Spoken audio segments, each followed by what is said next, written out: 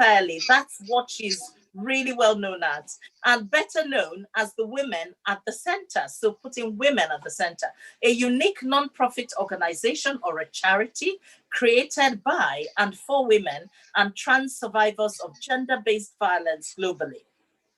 She's also the co-host of the engaging podcast, What's Your Safe Word? She's an advocate or lawyer in terms of UK who works with governments, organizations, and individuals to transform their lives and build a violence-free community.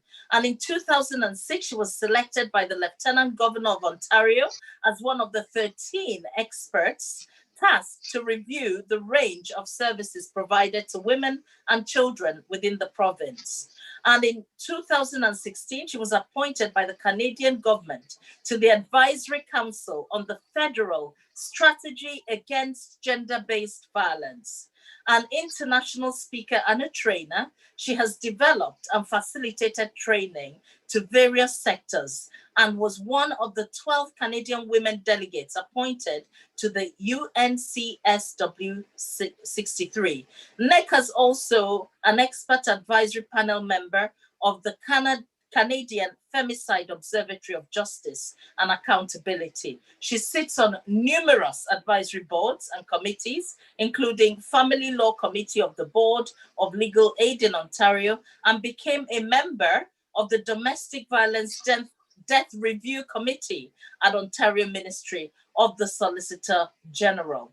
Her main focus is on sexual violence and on intersection of strangulation, traumatic brain injury, and interpersonal violence, and was a recipient of the 2019 Pink Concussions Award. She is also a recipient of the YWCA Women of Distinction 2020 Award for Social Justice. I mean, where do we begin?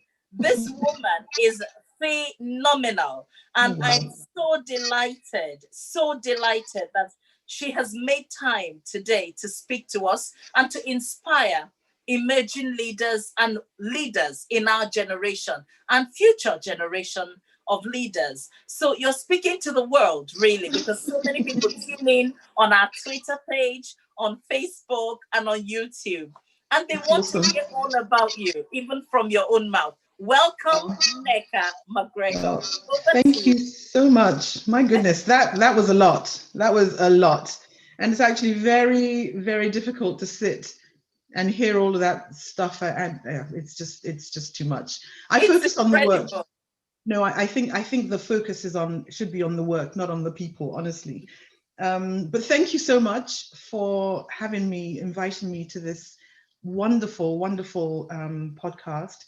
And like you, Uzo, I also want to echo my solidarity and my support for my fellow Nigerians who are living under such horrific, actually, it is about bad leadership, right? It's about bad leaders who create bad policies, who have no accountability, and who, the community ends up suffering.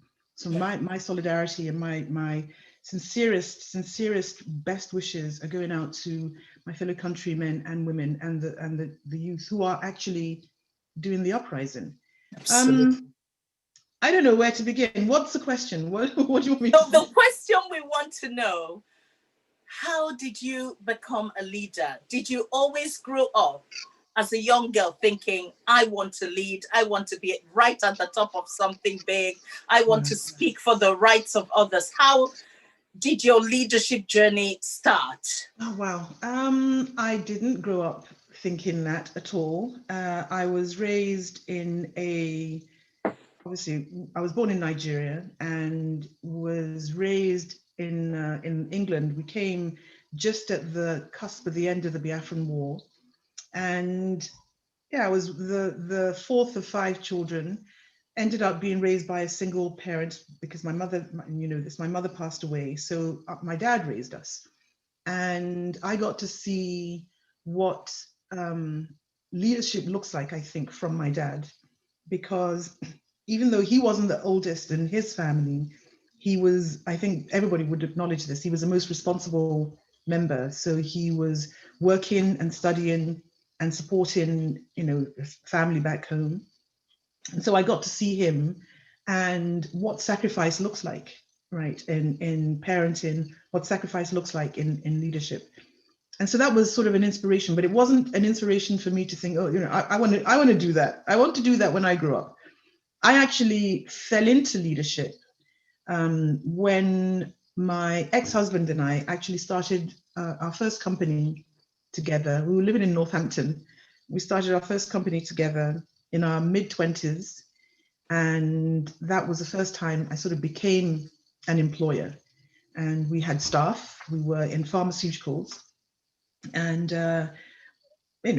started making a little bit of money, started employing people, had an office, had manufacturing facilities, and fell into it. And it was interesting because back then we were, as I said, like 25, 26, 27, and had people who were older than us, who we were responsible for their mortgages, for everything. And so the weight of that started, weighing on me.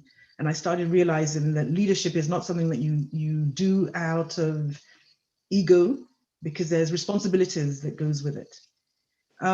We left England in, I think, my son was born in 92, April 92. We left England in round about the autumn of 92, moved to Canada, moved to Ontario, and in 93 started another company together, which again was in Canada this time. And again, became employers, very young.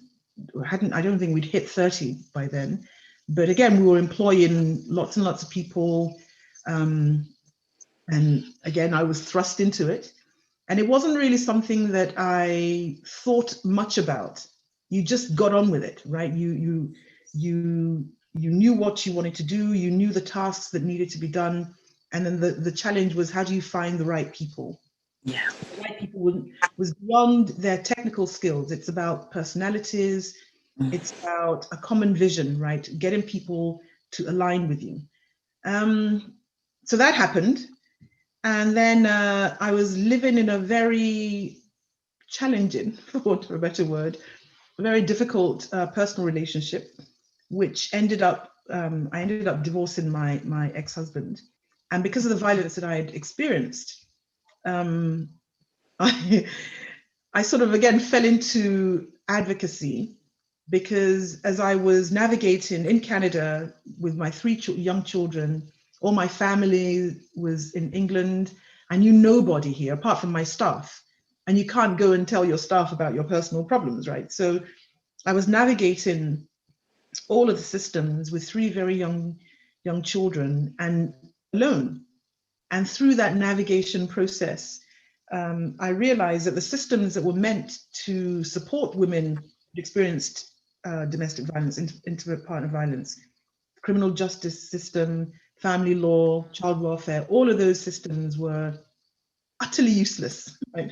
They were utterly ill-equipped. And Yeah. I've now concluded that they're not ill-equipped. They are purposely designed that way. It's designed that way to keep certain people marginalized and lacking access and opportunity, and then rewarding certain people. So when I entered that arena and started realizing that I have a voice and I have expertise that I can use to bring about change. My dad was also very instrumental in that. He used to say to me, don't get into mischief. Don't get into mischief. Right? Do something constructive. Don't get Nneka. So I started looking at ways to volunteer, and started doing sort of public speaking around gender-based violence, violence against women. And that was about 2002, 3, 4.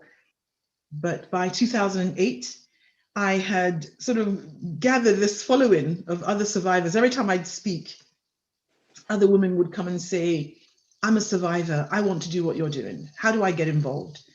And I thought, well, we need an organization. We need to structure, right? We need to do something, because this sort of ad hoc conversation and isolationist mentality, one survivor speaking here, one survivor speaking there, that wasn't the way movements form. That's not the way change happens. So I did what I always do. I started an organization and started the organization Women's Center for Social Justice. And again, it is unique in that it is the only incorporated organization that is by survivors of all forms of gender-based violence, and it is for survivors.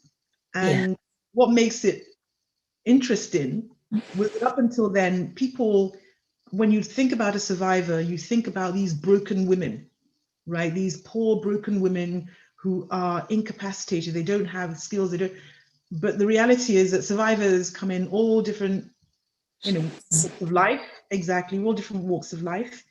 And I just was not going to be one of those women who was ashamed of things that were done to me. I didn't do them. It was done to me, and I wasn't going to live in shame. And so that's what the organization does, is that we use our lived experience as survivors to bring about, policy change, policy reform.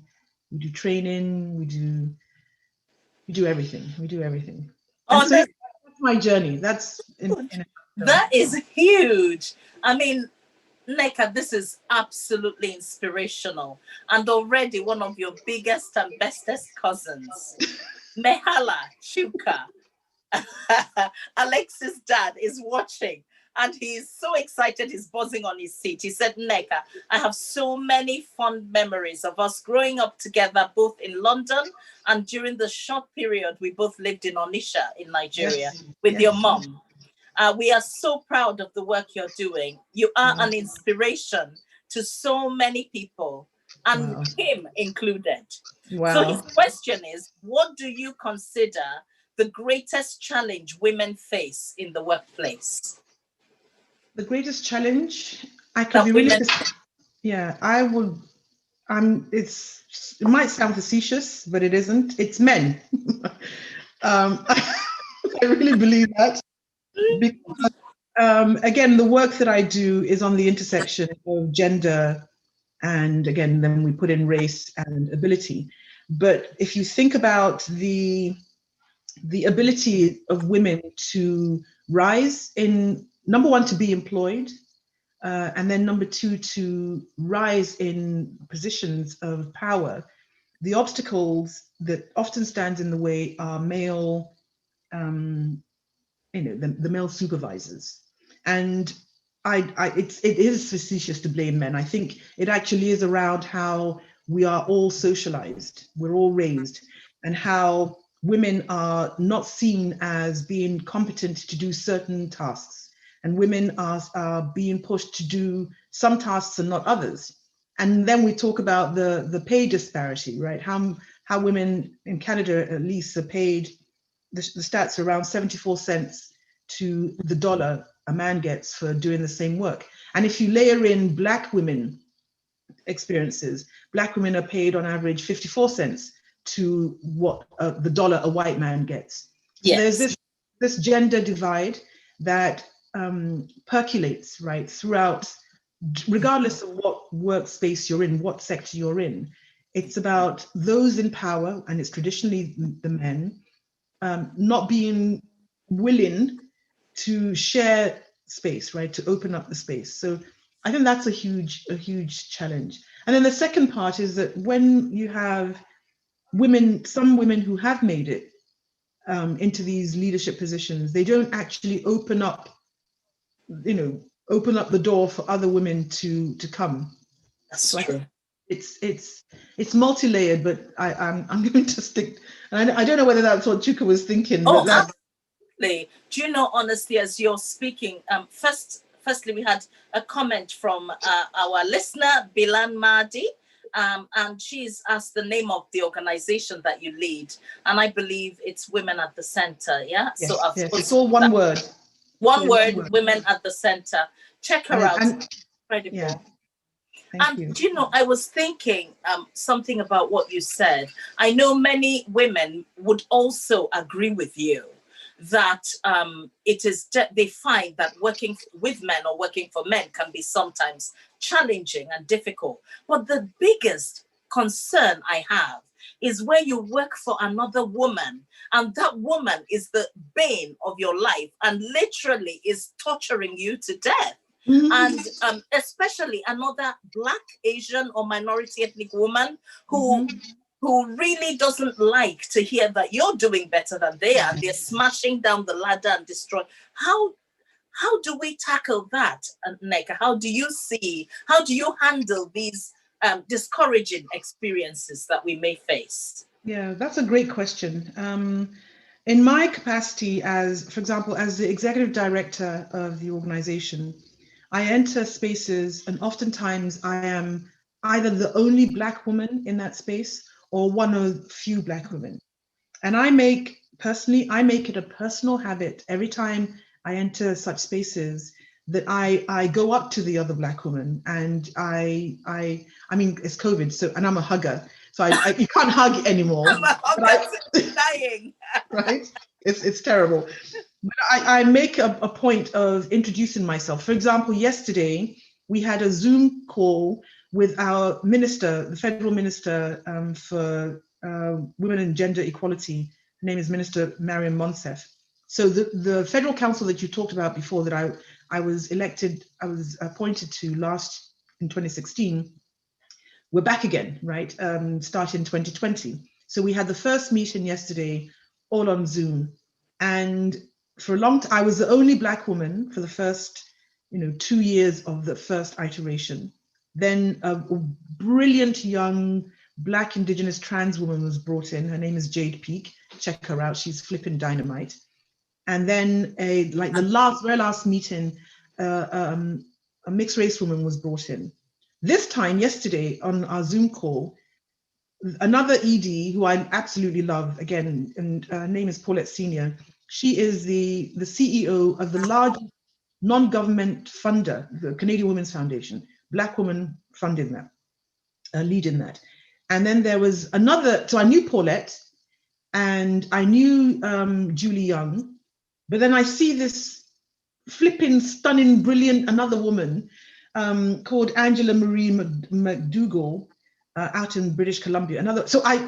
We're on Zoom and I'm frantically texting her, right? I'm on a separate chat. See, it is so wonderful to see another Black woman. But that's it's about acknowledging, so that number one is that I see you, right? I see you. And when I see you, I don't want you to see me as a threat, because we're sisters. Exactly. And we need to be there to amplify, create spaces for more of us to show up. Absolutely. For me specifically, also, honestly, my work that I do, and I do a lot of mentorship and a lot of executive coaching, but my mentorship and sponsorship is specifically for young Black women, especially for young Black women in business.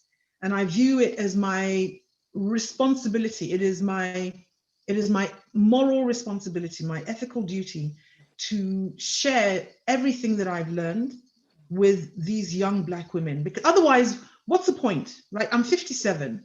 Everything that I've learned, if I die tomorrow and I haven't shared it, what on earth was the bloody point? Absolutely. Right? I see it as a duty to empty all of this by sharing with other people. But when I do meet the occasional sister who is, all skin folk and not kinfolk, I don't have time. That's too much energy to spend. Too much. So no, and the work is too big. There's too much to be done. And I'm certainly not going to be embroiled in an argument and bickering with another Black woman in front of others. No, not going to happen. Not going to happen. So yeah. Do you know, you are just hitting a nerve with every single woman. People are just messaging, this is fantastic. We needed to hear this. Thank you so much. Now, Zushka is the leader of the Polish community in Wales, in Newport. And she says, how much do you think the systems in the UK and Canada are similar? And is there some good practice that should be adopted here in the UK because they work for you in Canada that perhaps we may not even be aware of? I know we're going to talk about your EDI, your project, because that is huge. And I think there are principles that you've shared in that I think we could adopt. But is there any other generally before I bring up that work? Yeah, I think, and I can answer that in sort of depending on the hat that I'm wearing, right?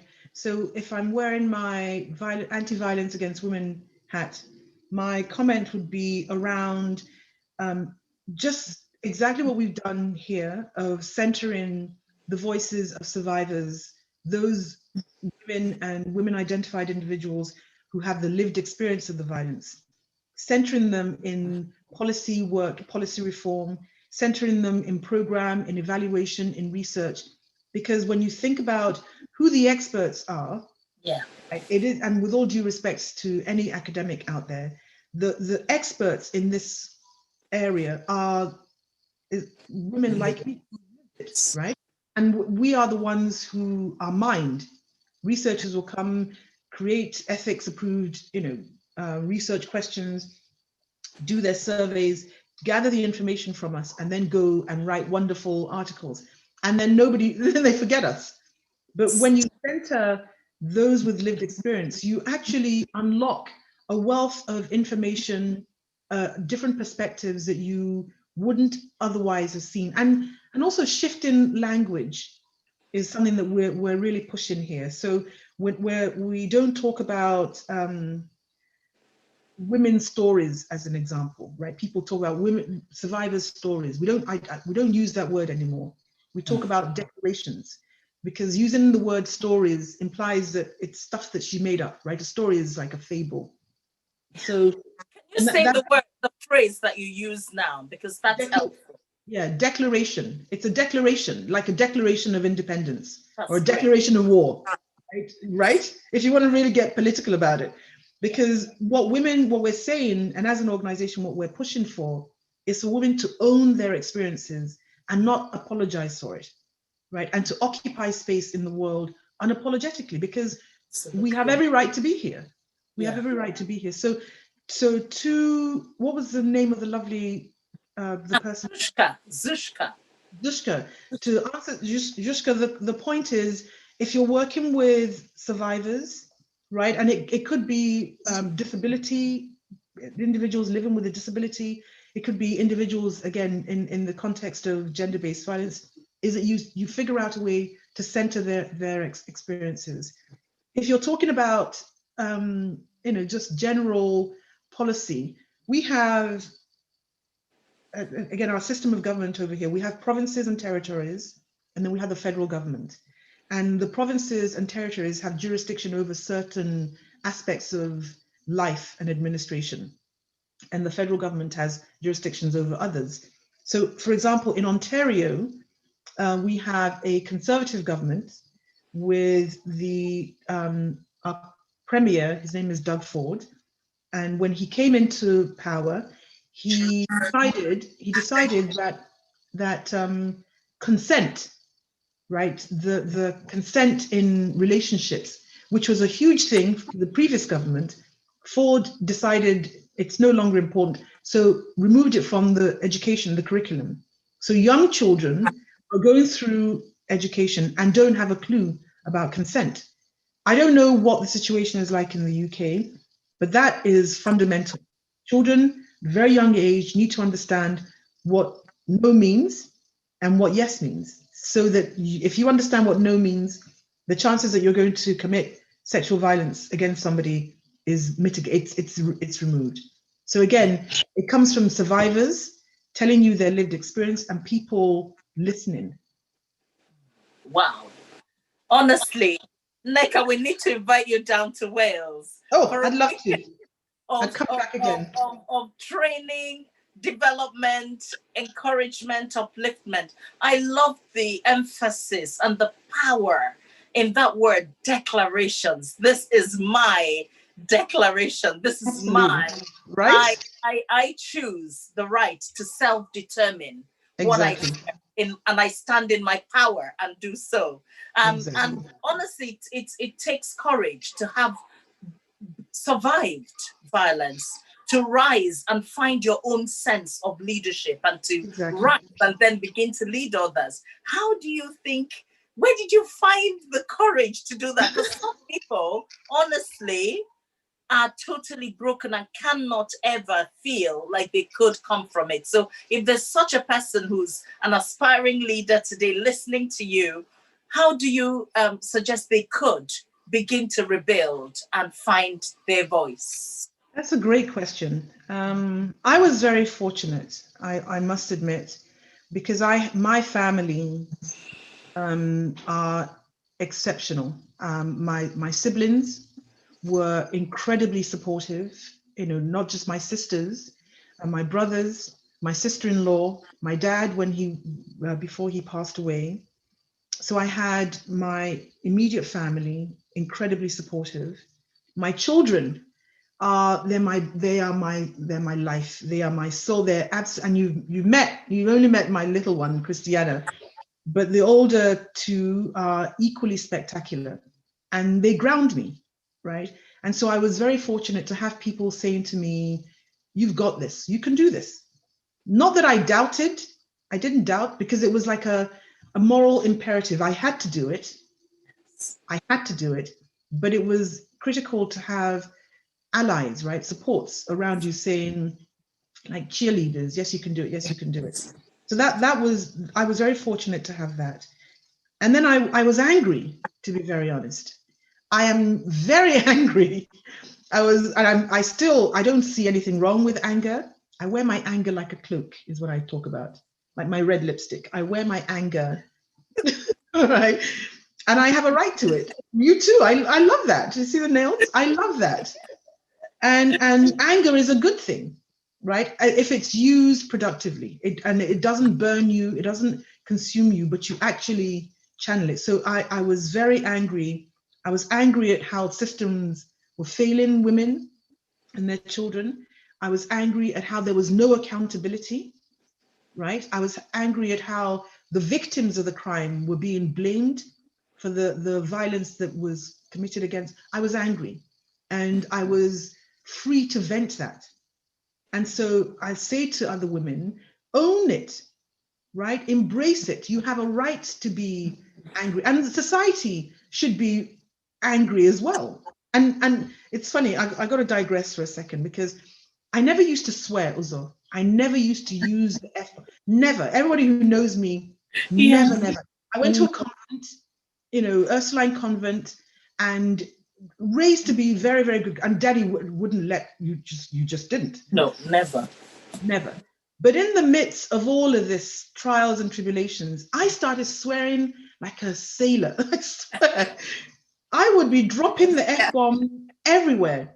And my older brother, Chuma, I remember I was in a documentary on CBC, which is our BBC equivalent. And the F-bomb just came out. And my brother called me afterwards and he said, "Oh my goodness, Nneka, you look so dignified. And then you just Said opened it. your mouth, you just said it, and it just nullified everything you." And I said, "Listen, mate, if you're not swearing, you're not paying attention. If you're not angry, you're missing the point. Because when you think about, in all seriousness, women are being murdered, and we talk about the Femicide Observatory that I'm part of. Women are being murdered. In the UK, it's like 1 every 2 days, right? A woman is killed by her intimate partner. Why are people not angry about this? Children are being killed by primarily their fathers. Why are people not angry about this? Why are people not swearing? That's what I want to know. Why am I the only one that's swearing? Everybody should be We swearing. can be angry, but we don't all have to swear. Well, darling, I am swearing, and not on your show, but I and I don't censor women. I don't censor our members, because I think if you've lived through this, if you've survived through this, you should jolly well get a pass. Right? That's where I look at Honestly, it. I do feel that people have to find a channel to express themselves. And however it comes out, excuse me, society, people need to hear it. Exactly. And I totally understand. I can't believe it, Nick. I've just started talking to you. We have only 15 minutes left. I'm about to cry. Now, there is a fantastic course that you've created and you've written up. And I read it. I sat up yesterday. I was reading it into the night. I didn't want to stop reading it. It is powerful. It said so eloquently everything that I want to say so inelegantly, if there is such a word. Honestly, you hit it at the head. It's called Stakeholder-Centric EDI, and it's copyrighted to your company. It's an anti-racism proposal, which you're sharing across. Honestly, it was like a slice of fresh bread with butter. I watched that, I read it, and I thought, wow, because you talked about the differences between equity and equality. And I've been shouting about this for so long. We all talk about equality and diversity, but equality doesn't always result in fairer outcomes. You know, equity, where you treat people specifically in accordance with their needs, ends up with an equality of outcomes, which is what we're pushing for. So I want you to tell us more about this whole anti-racism thing. We need this ills. We need this in Wales. Well, so we're definitely going to be coming to you. Yes. Can you tell us about this? Yeah, so over the last, I don't know, 5 years, five years, but more so in the last 3 years. And it actually goes back to my governance experience. So I was on the board of governors for the school that my son went to. And I served on that board for 11 years, 6 of which I was the board chair and the CEO of the foundation, right? And throughout my term on the board, I was the only Black person and the only Black woman. And I understand, you know, afterwards that I was actually the first Black woman chair of the board of directors of a private school in Canada, right? Which again, it is what it is. It is what it is. But as I was on this board, and I would talk about the importance of representation, right? That the community, we as directors need to reflect the community that we serve. Yes. And that there is such incredible benefit, not just about gender parity, right? Not just about representation of, and I understand that gender is not a binary, it's not male and female, there is a spectrum, but the importance of having the diversity on the board, because that diversity actually leads to better outcomes, regardless of, again, the organization. More different opinions being honed means that your results are so much better than everybody else. Lots of stats around, it's proven. So about 3 years ago now, I was being asked to consult, right, with different organizations around how do you bring in equity, diversity, and inclusion into the workspace or into the a board of governors. And as I thought about it, I started thinking about it. I started thinking, well, it's more than just bringing in individuals, right? Because if you bring in somebody, it could be tokenism. It's more than that. It is about how do you shift your whole organization's culture, right? And if you're shifting a workplace culture, then you're going to impact the broader society, right? And because that's what you're leading to, impacting the broader society, shifting the way the world works. How do you do that in a way that's really, fair, and everybody feels that they belong? So I started thinking about who are all the people that need to be at the table, that proverbial table, to do that. So who are all the stakeholders? And so I started again thinking, well, for any company, it's not just your staff. You've got your, whoever funds you. You've got other partners in the community that you work with. you have the government, you have all of these stakeholders who are all impacting the way your business runs, because the business is not running in isolation. And so I started thinking about EDI through that lens of bringing in and impacting and shifting culture from all your stakeholders. And the thing I sent you, my darling, is just one part of the work, because we do work on anti-racism, and we work on gender, and then we also do work on ability. Wow. Honestly, I looked at it, and I was so impressed with your description of performative allyship. Can you just tell us a little bit about what is an effective ally? We have many white friends who text me and say, I am so committed to Black Lives Matter. And I'm so committed to the shouting out about the contributions of Black people, of white people in a fair manner.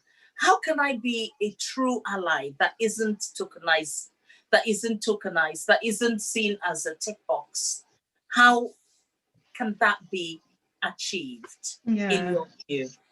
That's really important. I actually have so my consultant is called Nneka and Co. And the Co is that there's a network of other consultants that I work with. And one of the other consultants that I work with, and I mentioned her name earlier, Jade Peak.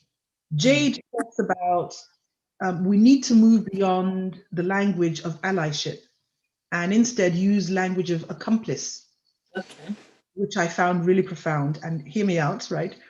An ally, according to Jade, and I agree, are people who, will text Black Lives Matter. There was the minute where people blacked out their screens. We're not going to shop. People will do these things, right? You will post something on Facebook. You will like a chat, right? You like something on Twitter. That's performative. That's like, it's easy, right? Armchair allies. Something that it doesn't cost you anything. No. What an accomplice does is when you have your white friend actually on the march with you, right? On the Black Lives Matter march with you. And when police come, that white person, knowing that police are not going to shoot them, that white person will stand not beside, not behind, but in front and say, you cannot do this. Yes. That is an accomplice. Right? That is somebody who will show up and put themselves on the line, knowing that the consequences to them are never going to be anywhere near as dire as the consequences to your Black colleague. And stop asking me, which is what I had to tell my white friends, stop asking me to do the work. Stop asking me to find resources. I can Google as much as you can. Go and type it in, right? Because that shouldn't be the burden of Black people to educate. Go do the work. Go do the work. And with all kindness and respect, go do the work. Because again, when you do your own heavy lifting, that knowledge is more entrenched. Yes. It becomes embedded. So that's what the accomplices look like, is that people who are prepared to show up and not just say, Black Lives Matter. Yeah, Black Lives Matter, and I'm going to support Black businesses. I'm going to speak up. I'm going to challenge my family. I have family who are racist, who make these comments, and I'm not going to allow it. I'm going to challenge them, and face the consequences, because this is a reality for my colleagues. That's what a true ally accomplice is. Wow. Gosh, that's the explanation of it is so thorough, is so powerful. Everybody can visualize it, everybody can access it. Thank you so much. So we are literally scraping for time now. Can you give me your 3 top tips of leadership? What are the 3 tips you want to leave for emerging and developing leaders? My first one, I think, is be authentic. Yes. Right. I think authenticity is critical. Don't follow anybody else's style. And again, it goes back to the conversation, the question Chuka asked. As women, we are sometimes made to feel that we should lead the way men have led. No, be authentic, be yourself, and lead in the way that makes sense to you. That's number one, be authentic.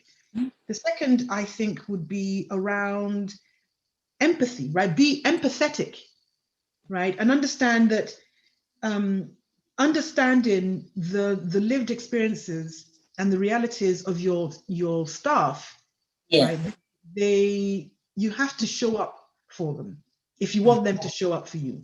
So empathize and understand where they are coming from. And then the third one, I think, would be really around self-care. Be kind to yourself. And not just to yourself, be kind to yourself and be kind to your staff. You deserve to have work-life balance as they deserve to have work-life balance.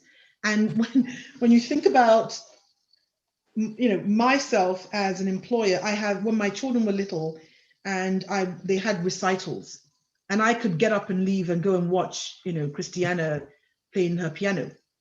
My staff also have kids who have recitals, so Absolutely. they deserve to get up and go and watch their kid. So being that individual who is kind to themselves and kind to their staff. So yeah, I think it's be authentic, be empathetic, and be kind. Wow, 3 powerful top tips. We have a question from one of the top leaders and certainly a woman I seriously admire in Wales. She's the second Black councillor in the whole of Wales ever appointed. So she's listening, and her name is Gaynor Legal, and she said, the small size of the Black population in Wales is used as an excuse not to support or fund Black-led organizations. Is there any advice you have on how we can counter that and build alliances with mainstream organizations or funding bodies? Because we're so few in Wales, and grasping funding, a hold of funding, is nigh impossible. Many people are being forced to work for free. How have you made it happen for yourself and your organization in Canada? Yeah, I think that's a great question, Gail. What is Gaynor? Gaynor. It's a great question, Gaynor. The issue shouldn't be about the percentage of the population. It's about the outcomes, right? The impact of policies on that small percentage. So if you think about how the disparity, for example, in Canada, we have the Black and Indigenous population is anywhere between 3-4%. But when you look at the impact of, and I'm going to name it, white supremacy and racist policies, it results in, yes, we're a small percentage, but the impact of criminalization, the impact of lack of access to education, the impact of healthcare adversely impacts Black people more. So even though you have a small population, get some research done on how the impact of these policies are adversely, it's negative on that small population. So more Black people are experiencing poverty, homelessness, whatever it is. And that's the basis. And again, I talked about, in another conversation, I was talking about research as the impetus for funding. Do some research, show how lack of funding then leads to these inequities, yes, right, in Black communities. And when you can show that, shame on anybody who doesn't fund. Absolutely. Show, yes, we're small, but the negative consequence to us is huge. That's why we're asking. That's why we need to get the funding. That's the way we do it here. Is showing the adverse impact on such a small population, and the adverse impact is huge. Wow. But I would love to speak to her more. Yeah. Definitely. I'll pass on your contact details. Gaynor is one of the most inspirational women in Wales, and she's done a lot to raise the profile of Black women and Black people in Wales. I think for us, it's easy when you are a lawyer, you're qualified, and it's easy because some of those things you can access. There are many people who in Wales that I know have stumbled into the leadership a bit like you have, but without the qualifications that you've had. And so they've never probably GCSEs and A levels. So even to talk about that research is something we need to think about in Wales. How do we then put resources around those who absolutely don't have it? So think about it. Email me any thoughts and I'll share with our people here. But it's exactly 1 minute past. And honestly, Nneka, I could talk to you for 5 years. Guys, contact her for her anti-racism work and make sure you charge a bomb, because this is dynamite. This is so good. You talk about, in this document, you talk about where does your company stand on EDI? You talk about performative allyship, the version of EDI. You talk about stakeholder-centric EDI, organizational culture shift. You talk about the framework around which people should pursue a 360 degrees of engaging and engagement. And then you talk about building blocks of what gets measured. What are the key performance indicators that you need to measure? What are the key pillars your people need to look at? I was so interested and incredibly proud to call you not just a legal luminary, as we say in Nigeria, or an inspirational leader, but my husband's cousin. So I'm revealing that one at the very end. We are so proud of you, Nneka, and your resilience and your tenacity and your power. You stand in your power, and people need to stop and listen. I'm getting so many texts of women saying, wow, just wow, wow, wow. And we wish you all the best in Canada. Thank you for coming to join us so early into your day. And we hope that the rest of today is going to go remarkably very, very well. And please keep in touch, and we will definitely invite you back to come and do a presentation through to the Black History, to the Windrush Elders, and to even, talk to people, civil servants, and share this, your anti-racism package. It's incredibly helpful for us to be thinking about. So, famous last words. Any last words of wisdom before you go offline? No, it's not words of wisdom. I'm just profoundly grateful, right, to be in a position where I can use my experience to move things forward. So I live in gratitude. And I am very grateful to you, Uzo, the lovely wife of my lovely cousin. And I just want to thank you for making time on the hot seat for me. Oh. And I am really excited and look forward to connecting again soon. Oh, Nneka, the hot seat reached it up the minute you sat on it. I'm telling you, we are so excited and delighted. We're just at the very tail end of this leadership tip and tip-top sharing and caring. I hope you've enjoyed Nneka's story. Join us for the declaration. Declaration. That's it. Not story. Declaration. Or journey to leadership. Yes. Or declaration. And I hope you will join us for the last of the 4, because it's Black History Month in Wales. And though we are not celebrating Black History Month, we're saying Black History 365. Every day of every week of every month of every year. But we want to make sure that every week we showcase a Black leader that I admire.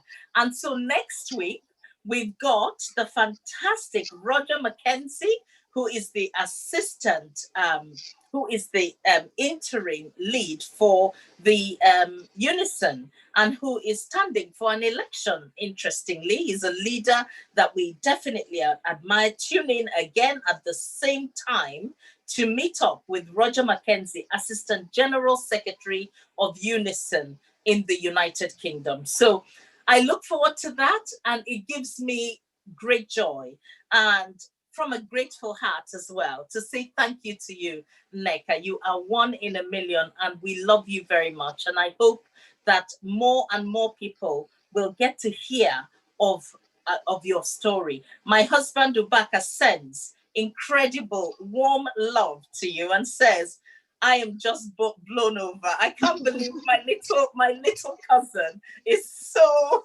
hugely powerful. How inspirational. Thank you so much for sharing. So we are going to be ending now. And thank you so much for joining us. Nneka MacGregor, everyone. Beautiful woman of our time. Thank you very much. Thank you.